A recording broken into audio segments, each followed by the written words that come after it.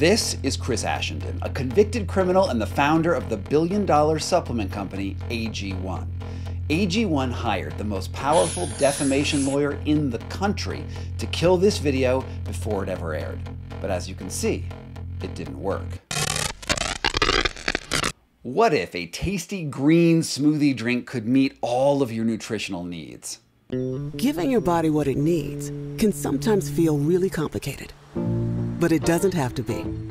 What if this same slurry of specially formulated macro and micronutrients was endorsed by some of the most influential scientists on the internet? Beneficial effects of supplements include improvements in our gut microbiome through the ingestion of critical micronutrients in the proper ratios. What would you pay for something this simple, this beautiful? Could you even put a price on it? This was 99 US dollars. It was 90 quid. It was 180 Australian dollars for this tiny little pouch. If you've been on the internet or listened to just about any podcast in the last few years, you've probably heard something about Athletic Greens, or AG1 as it was recently rebranded. We're Athletic Greens, here to make healthy habits beautifully easy for you. Lately, AG1 has come under a lot of flack for not really living up to the hype. A popular health trend creating quite the stir. What do you think about like the proprietary blend in Athletic Greens? Calling, for example, Athletic Greens 1 or AG1 a high quality greens powder is a little misleading. So I did AG1 about getting their certificates of analysis to see what the heavy metal load is or the mycotoxin profile, and they refused to share it with you? Correct. And while, yeah, I'm going to get into its actual nutritional claims, I'm also going to tell you a story that is almost completely absent from the internet. One that took me on a deep dive into court records on 2 continents, consulting with scientists all over the world, and into interviews that are easily available, but just about no one saw. This is the story of how AG1's billionaire founder, Chris Ashenden, had to flee his native country of New Zealand after he was convicted for 43 breaches of the New Zealand Fair Trading Act for a massive rent-to-own real estate scheme. While some details are still unclear, it is clear that he bilked dozens of people out of hundreds of thousands of dollars and then went on the run. After hiding his money in a Byzantine maze of corporate shell companies, he showed up in America like the villain from The Music Man and founded the most successful supplement company on the planet, not based on science, but on what he thought people would buy. Ashenden's mostly spirulina empire was built in the shadow of a documented scam. Now, there is a story, of course, of AG1's nutritional effectiveness or lack thereof. That is hugely important, but it's really only part of what's really going on. I've searched news sources all across the internet, from recent coverage in the New York Times to the lowliest blog, and what truly astounds me is that despite hundreds of journalists digging into what AG1 is all about, basically no one bothered to look at the publicly available information about its charlatan founder. Ashenden doesn't give a lot of long-form interviews now that he's climbed into the billionaire echelons, but I did find this one on a tiny channel that just has 2,000 subscribers by Coach Dana Cavella, where he opened up about his origins. I sat down with CEO of supplement company Athletic Greens with Chris Ashenden. So let's go back in time to 2010, when Ashenden was just another Kiwi trying to make a buck. Now, he'd gone through some hard years, taking a stint as a used car salesman, and then as a police officer, all the time thinking of how he might one day make it big. I started a sports science degree at Auckland University.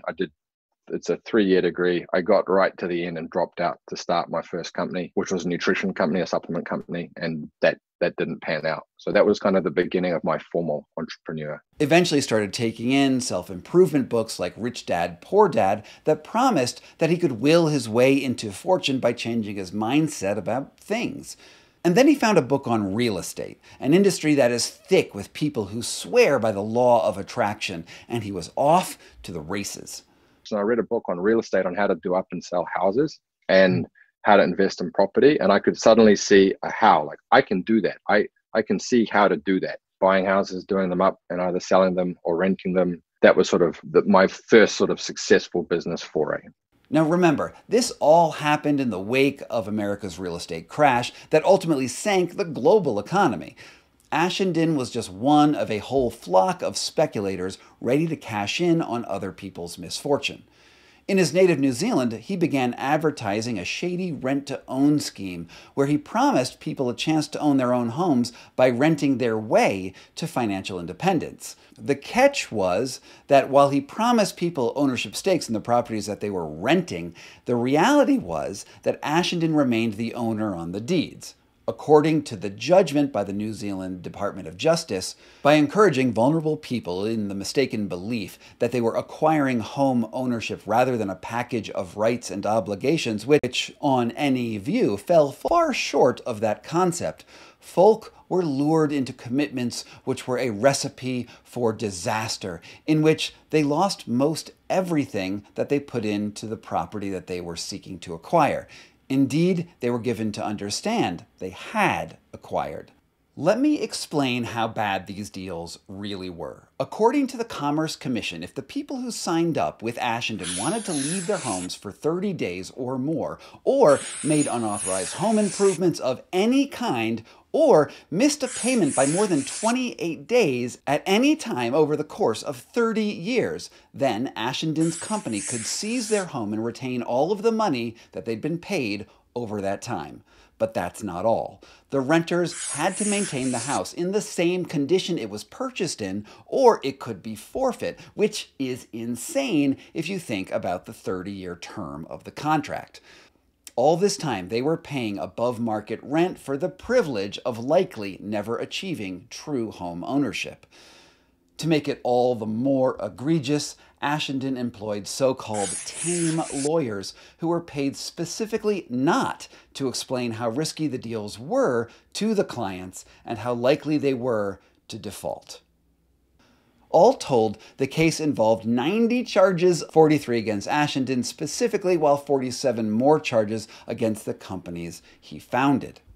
I'd like to be clear here. The charges happened in a criminal court. While I've petitioned the court to get the exact description of the charges, the judgment frustratingly does not mention what they are specifically. AG1's extremely powerful lawyers have been very vocal that the charges are not technically fraud in a strictly legal sense. Given some of the things that I'll get to later in this video, it's not clear to me that this legal team has a solid grasp on the case. For now, you can make up your own mind for yourself about the statements of the New Zealand court and what they actually meant. I have links down to the original documents below. The judgment said Ashendon displayed, and I quote, strong elements of cynicism and the calculated exploitation of people struggling financially. Ultimately, the case was going so badly for Ashendon that he even stopped defending himself in court. He dismissed his legal team, filed for bankruptcy, and then fled the country. Here's how Ashendon explains those years.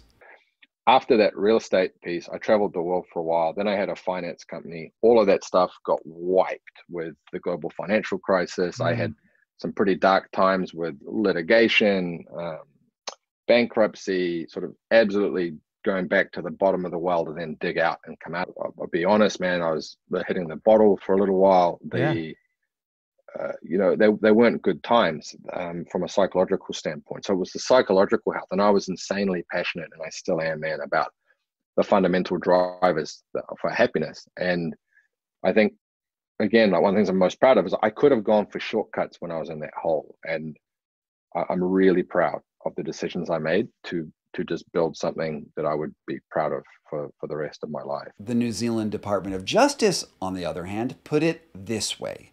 Mr. Ashendon's alleged creditors point to a complex structure designed primarily to confuse the courts and make it difficult to enforce the judgment. Mr. Ashendon's petition for his own bankruptcy in this country seems directed at ridding himself of modest obligations by way of credit card debts and student loans. And that is quite a way to spin going on the lam, isn't it? Now, there are a lot of details that I am sure other reporters will follow up on. What I do know is that America is the land of reinvention, a place where a person can get a fresh start. In New Zealand, Ashenden discovered that there are ethical and fiduciary requirements in real estate transactions, but the world of wellness and supplement slinging in America has basically no regulation whatsoever.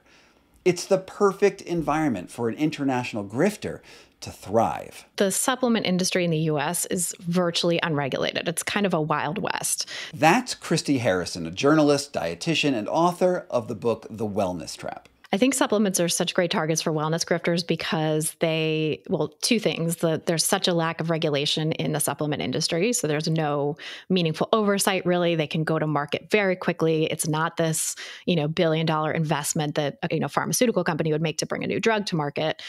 So that's one thing. And then the second thing is that there are huge profit margins in that industry. Here's Vicky Nguyen on the Today Show asking Ashenden about the health claims on the back of his bag. An asterisk next to each of these claims. What do you say to people who say, well, then why should I spend $3 a day on this? We actually have to put the asterisk there to state that while there is a hoard of scientific data, that the ingredients exist inside this product that can substantiate those support claims, those specific claims have not been validated by the FDA. Not being validated by the FDA. You've probably heard those words before. It turns out that the Dietary and Supplement Health and Education Act of 1994, or the DSHEA for short, pretty much allows supplement companies to claim almost anything short of saying that they can cure a specific medical condition. Supplement companies can only make what are called structure function claims, which is to say, supports kidney health and function, but you can't say cures kidney infection. So instead of specific health claims, Ashenden mastered the art of promoting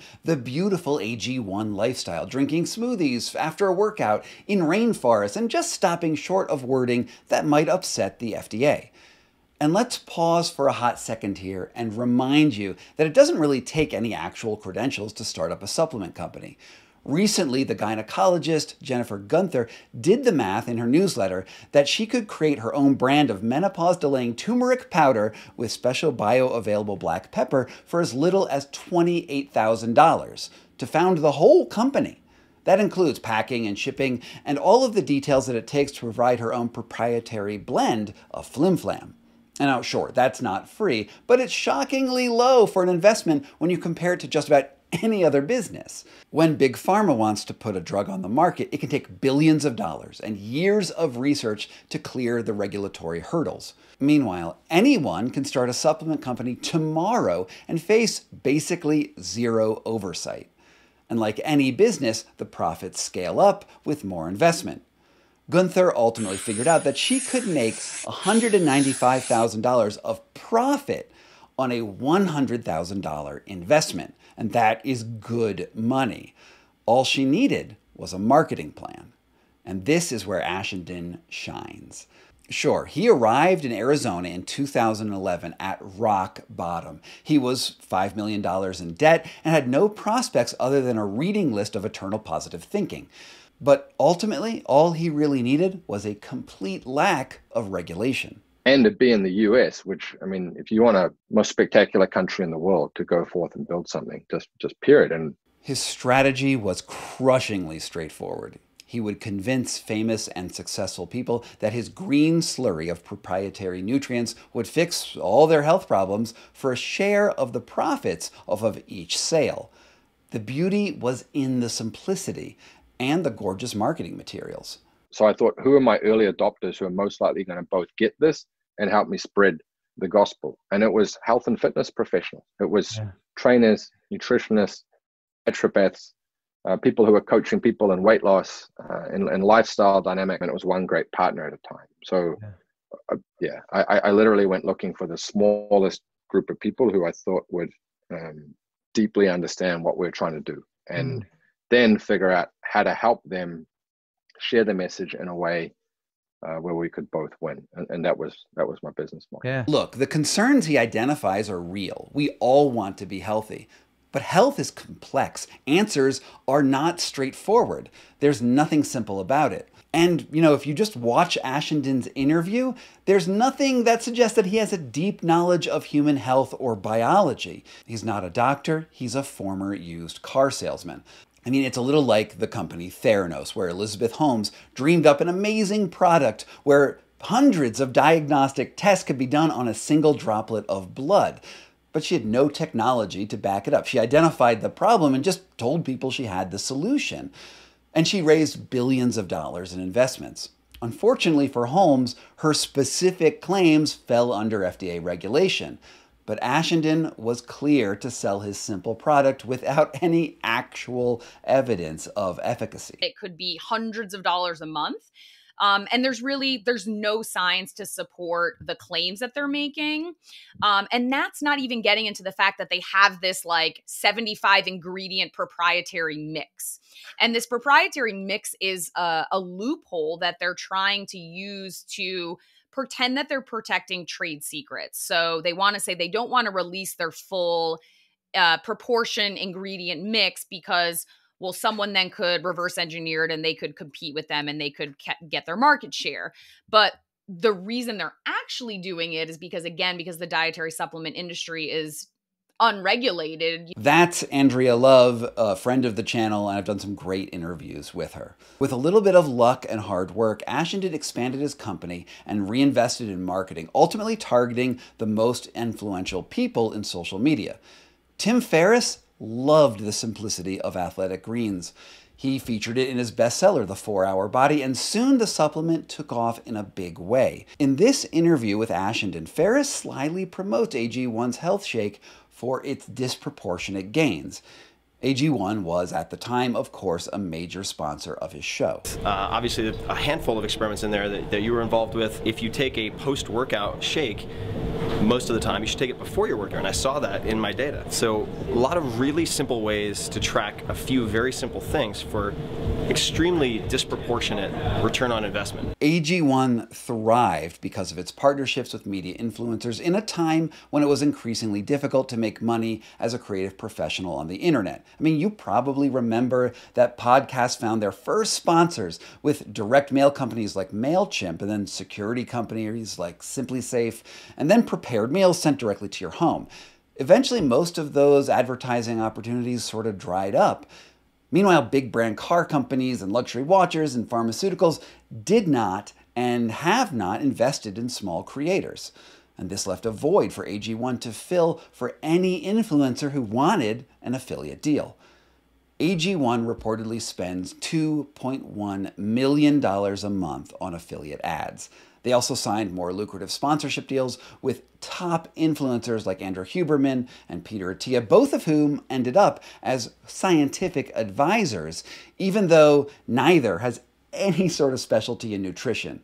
Huberman is a neuroscientist who specializes in ophthalmology, and Peter Attia is trained as an oncologist, meaning he treats cancer. Now, I've done videos on both Huberman and Attia, and I do not want to get bogged down now on the specifics of their shaky scientific communications. Suffice it to say, though, that out of all of their sponsors, AG1 is by far the most problematic and the most profitable, and they both know that its research is just not up to snuff. And I digress. Let's take a step back from the business model and sham science behind AG1 specifically. Many people have noted that AG1 is far from the only bad actor in the supplement industry. This week, as I was preparing this video, I posted my thesis on Threads, which you have to know is where all the action is on social media these days, so go sign up for a Threads account if you're not there. Anyway, I suggested that AG1 is basically the Theranos of the supplement industry, and then Hank Green, yeah, that Hank Green, responded. This is what he wrote. The thing is, this will surprise no one, as the supplement industry has always been and remains in many ways the Theranos of industries. But I wish you luck. And thanks for the love, Hank. Say hi to your brother. And of course, Hank was right. Supplements are the Gibraltar of grift, a free-for-all. And it's important to ask, beyond being the biggest nutrient slurry affiliate marketing shake on the market, has AG1 done any actual harm? Answering this question is tricky, because there is a type of harm that happens when people spend money frivolously in the hopes that they are getting something that will improve their lives in a measurable way, but it doesn't happen. And there's another type of harm that can occur when a customer opts to use AG1 instead of actual medicine for an acute condition. And these cases are not well recorded in any data set that I could find. Sure, there's been grumbling on the internet, but what else? Well, one place to start looking is the FDA, in particular a subdivision called the Center for Food Safety and Applied Nutrition, which collects official complaints related to just about every product sold in grocery and drugstores across the United States. Naturally, there are hundreds of thousands of products on the list. Customers filed 63 official complaints against the brand. Unfortunately, the FDA does not provide a lot of information about what was in those complaints specifically, except to label AG1 potentially suspicious. And there have also been lawsuits in the United States that have been concerning. In 2015, the Environmental Research Center Incorporated sued Athletic Greens over high levels of lead that it detected in the product in California. Now, the two parties settled for about $78,000, and Athletic Greens agreed that it would include warnings about potential lead exposure on its packaging to everyone in California. But AG1 doesn't include that warning anywhere else in America, and I did check that. Which leaves me wondering about lead content in the product in general. A second lawsuit, this one from 2020, also filed in California by Travis Edwards, who worked at Athletic Greens as the head of global fulfillment and distribution, claimed that he was fired because he reported to his superiors that he had discovered mold in the ingredients that the company received to make the green slurry shake. He told his boss that they should return the moldy ingredients to the suppliers and get a refund and not ship them out to the world. But he alleged that the company simply didn't listen. Instead, they shipped the spoiled ingredients out to their customers. 3 months after he started making noise, Ashendon and AG1 fired Edwards in what he said was an attempt to silence a whistleblower. Now, though I reached out to Edwards, I never could figure out why the case was ultimately dismissed. Still, it's pretty shocking that AG1 might not have cared about shipping contaminated products to its millions of customers. It's indeed possible that some of the complaints filed with the FDA last quarter could go back to a sloppy supply chain. Ultimately, to me, the biggest problem with AG1 is how they sell false hope to their customers.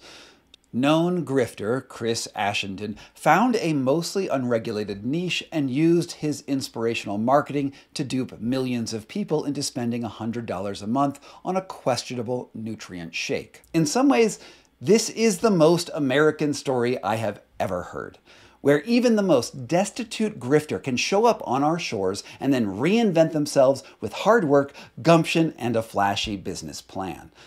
It's unclear to me if any supplement maker has ever faced serious consequences in American courts. While I was preparing this video, Athletic Greens started following me on Substack, and I immediately asked them for a comment. They got an early access to the video, I think through my very affordable premium membership plan, and then they immediately wrote me with a few clarifications. A spokesman at AG1 wrote that Ashendon has never been charged with an arrestable offense, and that all fines and retributions were paid by September 2014. AG1 further denies the allegations by Travis Edwards about mold in the supply chain, and that AG1's in-house research team continues to develop and refine the formula for AG1 based on scientific evidence for efficacy and safety for the ingredients that we use. Before moving on, I want to just pause to say how insane talking with AG1's team actually was. This wasn't just some lowly PR person or run-of-the-mill legal counsel. AG1 retained one of the most powerful lawyers in America to respond to my initial reporting that appeared on Substack. Megan Meyer, the founding partner of Meyer, Watkins, Phillips & Poosh, was one of the people behind the $787 million defamation settlement against Fox News in the Dominion voting machine case. Her bio states that she has, quote, nixed false stories before they were published and scored countless corrections and retractions from the national media. Now, if you think that this is overkill for dealing with a channel whose average video barely breaks 2,000 views, you're right. It was clear from our interactions that AG1 didn't really understand the facts of the case, insisting repeatedly that Ashendon was tried in a civil court. It wasn't.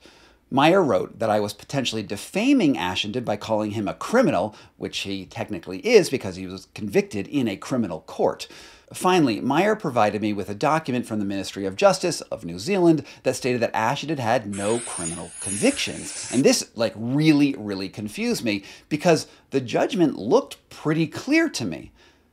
And then on further research, I realized that New Zealand conceals criminal record convictions for non-jailable offenses after 7 years. And the letter that they sent me was dated from 2019. All this proves to me is that the criminal charges that he was convicted on didn't carry jail time. And honestly, this feels like it was all part of the same grift that Ashenden has been using all along, to use what privilege and marketing resources are at his disposal to confuse and obfuscate the truth of what's really happening, whether it's selling impossible real estate dreams to destitute people, impossible healthy nutrient shakes to an uncritical audience, or now trying to nix my factual reporting with high-priced lawyers and misleading documents. As you can see, it didn't work. Instead, I lawyered up, triple-checked my facts, and dug in my heels. If anything, the heavy-handed approach has only drawn more attention to this project with a huge influx of amazing new subscribers on my Substack. And incidentally, if you're going to subscribe to this channel, do it on Substack because Substack is where I have the most control over the information that I send to you. And before I go, I want to leave you with a few words from Andrea Love. So is it surprising that he is fraudulent? No, it's not surprising. It's also not surprising that he fled to the US. Again, I'm not 100% familiar with the regulations in New Zealand, but the regulations on supplements are extremely lax here. And so it's an obvious place to go if you want to fly under the radar and make a lot of money by exploiting people. And with that hopeful note, maybe that's all I have to say about AG1 for now. If you happen to be watching this video with ads inserted, I will bet you that there's at least a small chance that YouTube played you one of their ads over the course of this video. And there's absolutely nothing that anyone can do about it. Let me know if it does play down below. As Ashenden says, he is very grateful for everything this country has done for him. Thanks so much for everyone who has supported this channel over the last few years. I'm making a few changes to my exclusive offerings over the next few months, which is going to include the launch of an 8-episode true crime podcast about grape fraud in California's wine country. Oh, and also murder. It's called Blood Vines, and I'm going to give early access to my premium supporters on Substack in what will be a pretty big reorganization of what it is I do here on the internet. So consider signing up and becoming a premium member. Anyway, there's a lot to look forward to, so please check out the links down below and in the pinned comment up top. Remember, get all of your macronutrients. I wouldn't want you to be deficient in essential vitamins. Thank you so much to all of my supporters on Patreon and on Substack who make this work possible. If you want early access and to get your name on the honor roll, please check out those links down below. And, it just means the world to me that you're here. From Pokey Bear LLC in Denver, Colorado, this was Scott Carney Investigates.